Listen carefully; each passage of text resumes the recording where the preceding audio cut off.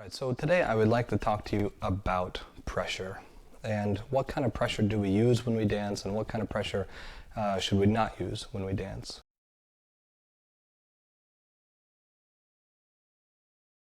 So to me there are three kind of pressures, if you will. There's a frictional pressure, which is just the amount of pressure that you have with each other when you come together, kind of like you're hugging somebody. You're not squeezing the heck out of them, you're not leaning on them, but you meet them with your chest, and you kind of have this nice embrace in the chest, and the arms come together as well. Then we have movement pressures, and the two movement pressures that I feel are out there are push and pull. And I know these are like four-letter words in Tango, but they're actually forces that we use. So as I walk towards somebody, I feel that resistance. As I walk away, I feel that resistance. And as I lead a pivot, I feel a resistance. So I'm going to give you an example, and I'm going to cut to a different view. I'm going to give you an example of what that looks like. Okay, so I'm here with Marina, and we're going to show you this push and pull concept that I've been talking about. So when I walk towards Marina, we have that resistance that I was mentioning. When I walk away from Marina, we'll have that pull resistance. So we have the push resistance, the pull resistance, and then we're also going to show you the pivoting resistance. So starting back here, if we just have our hands up like this, and I walk towards Marina, I feel a resistance in her hands as if she's kind of slowing me down. If I go the other way, I feel a resistance in her hands, again as if she's slowing me down, and so I feel this opposition. And in Tango, we always have this opposition. That's the force of the pressure that we're working with, is this opposition pressure. So we're gonna looking at the push and the pull. We'll come close. So Marina will have her hands out like so.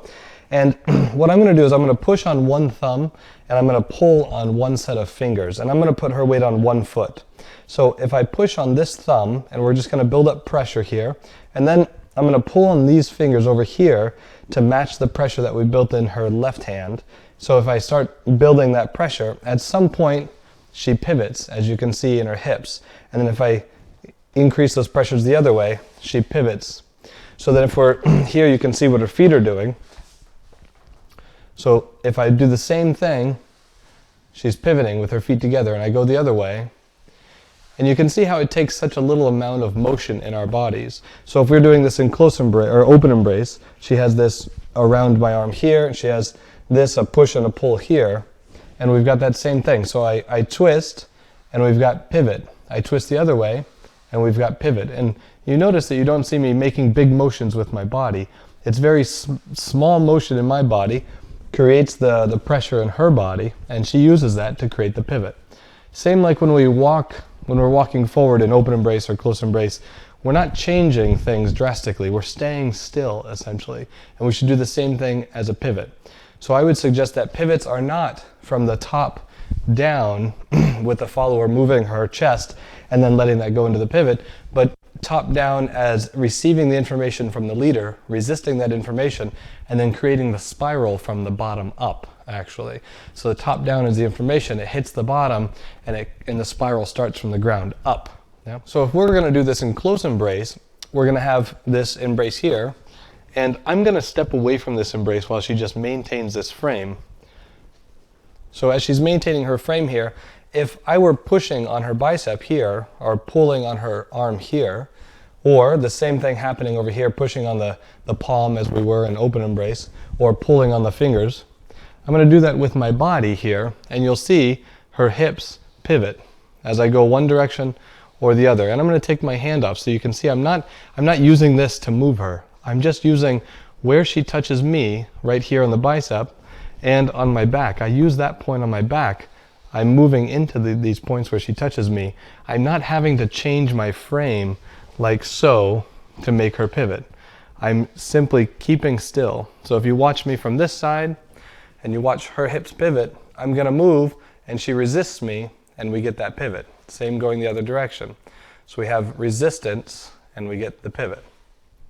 All right, so now that we saw how it should work, I'm going to talk about how we shouldn't do things as well, because I think it's equally as important.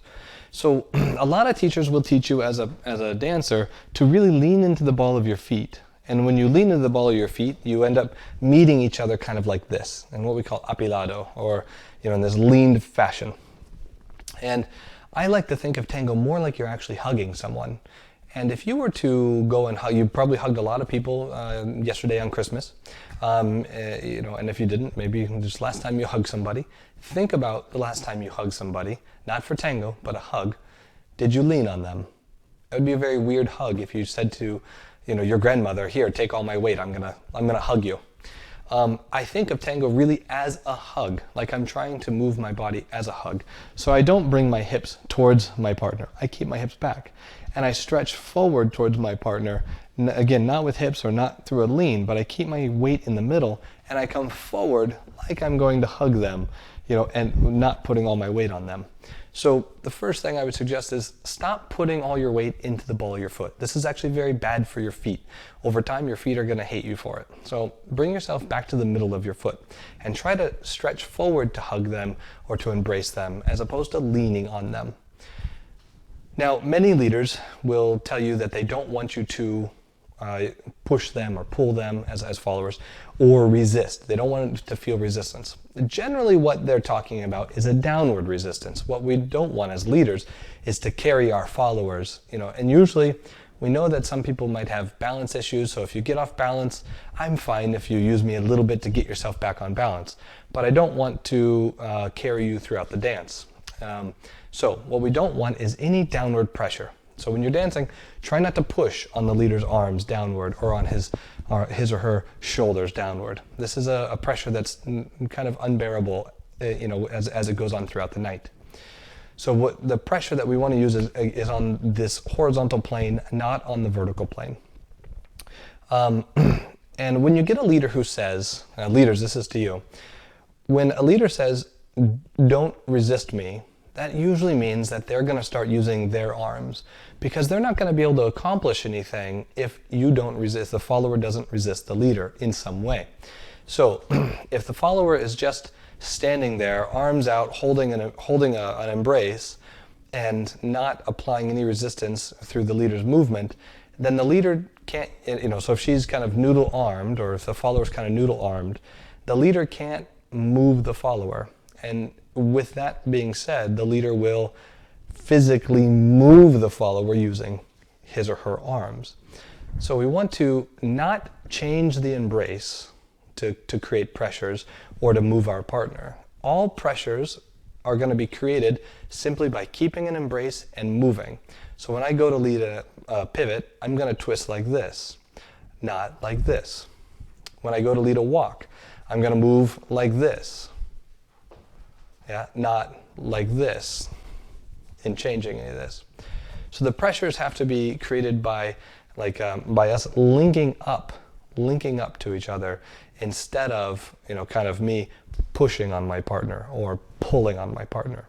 So what we want to avoid is our arms changing to create that push and pull. The push and pull is a natural thing that's created because the follower has weight to him or her, and the leader is moving that weight, not the body weight, but the resistance weight, however much resistance they need to be convinced to be moved. All right, everybody, thank you so much for watching. As always, you can subscribe down here. Just click the little red button in the corner. And if you go down to the description, I'm going to put a link to my blog where I'm writing about things like this at greater length, or maybe more in depth, for those of you that are more interested in some deeper explanation as to how these types of things work, or the way that I look at things. So make sure to go to that link and subscribe to my blog. All right, thanks again. Happy holidays and have a good New Year.